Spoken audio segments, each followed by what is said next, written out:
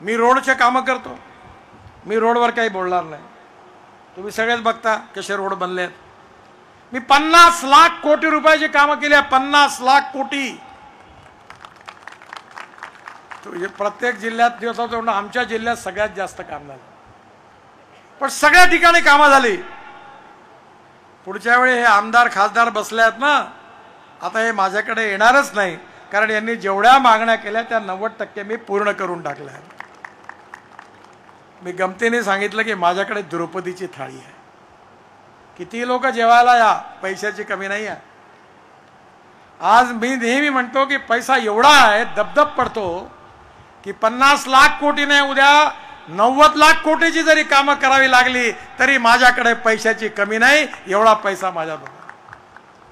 या देशामध्ये पैशाची कमी नाही, तंत्रज्ञानाची कमी नाही, इमानदारीने काम करणाऱ्यांची कमी आहे. मी 50 लाख कोटी रुपयाची कामं केलेली आहे.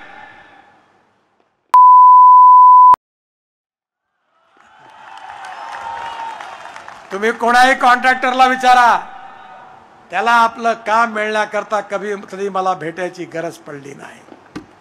काय कारण आहे?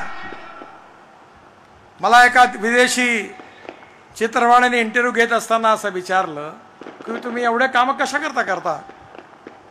मी राष्ट्रीय स्वयंसेवक संघाचा स्वयंसेवक आहे आणि आम्हाला शिकवलाय, हम 2 4 रहे न रहे, तेरा वैभव अमर रहे मा.